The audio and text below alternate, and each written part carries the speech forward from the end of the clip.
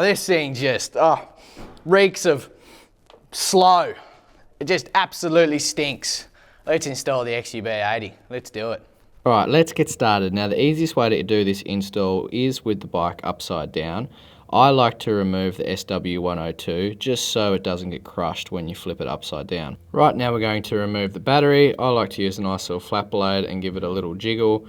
I don't like to reef on it just in case you crack the terminal. Take the battery out. Now before you do anything, I like to crack the motor bolt loose. You can do this two ways, either with an agar dagger or you can use a breaker bar, squeezing your rear brake and holding that rear wheel nice and solid before you undo the motor bolts.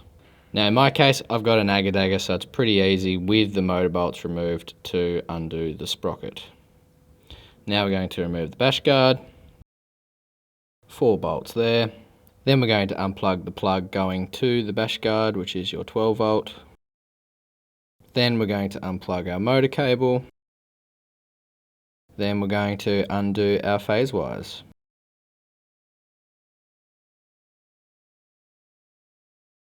Remove the bolts going to our motor. Now the only bolt you will keep is the adjuster bolt for the chain tension. The other 3 bolts actually get replaced in the XUB-80 kit.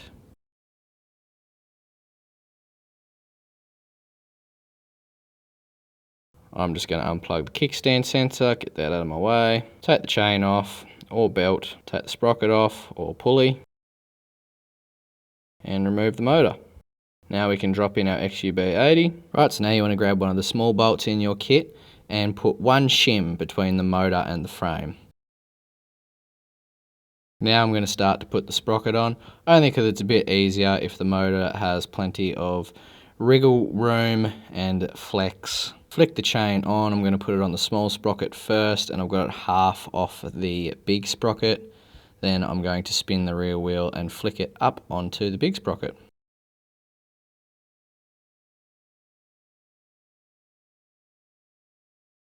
From there I'm going to do the chain tensioner bolt. Now I'm going to put, I believe, about 4 shims in between the adjuster and the motor, but it may vary depending on your frame. Just make sure it's nice and snug. Just make sure there's very minimal slop between the adjuster and the motor, so that frame doesn't have to bend too much when you tighten that bolt down. Now we can grab one of your new long bolts and your spacer for the front of the motor, as well as, if there's any extra space, put a shim or 2. Once again, just making it all nice and snug. You don't want that frame to have to bend in too much. On the other side, in my case, I'm just putting 1 shim, but you might need 2 shims on this side. Now we're going to do our phase wires, starting with blue, but it does tell you the colours on the back of the controller. Then we're going to do green and yellow. Put our booties over the top. Always good practice to use those booties.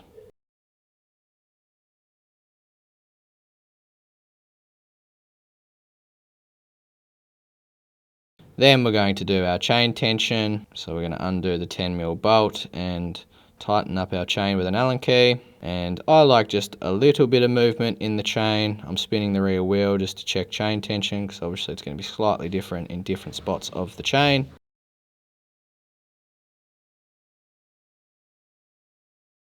Then we're going to nip him up and start to tighten everything up.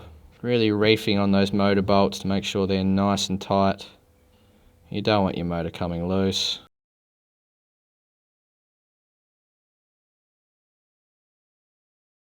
Now we can plug in our motor encoder. Then I'm going to plug our kickstand sensor back in. If you don't have one, don't worry about it. Then we're going to plug our 12 volt back in and put our bash guard back on. Take your time. Make sure you're not pinching any wires. Now you have 2 short bolts and 2 long bolts. The long bolts go at the front of the bash guard, the short bolts go at the back. Now we're going to drop our battery in, obviously flip our bike back over, plug our battery in.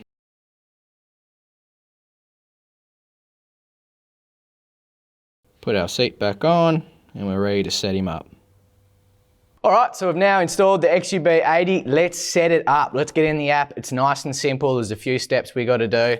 First, start off by turning on your bike. That might help.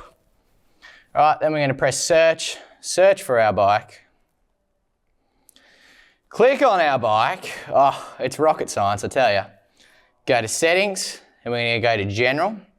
We're now going to leave bike type on Ultra B, motor type, that's what we've changed, XUB-80.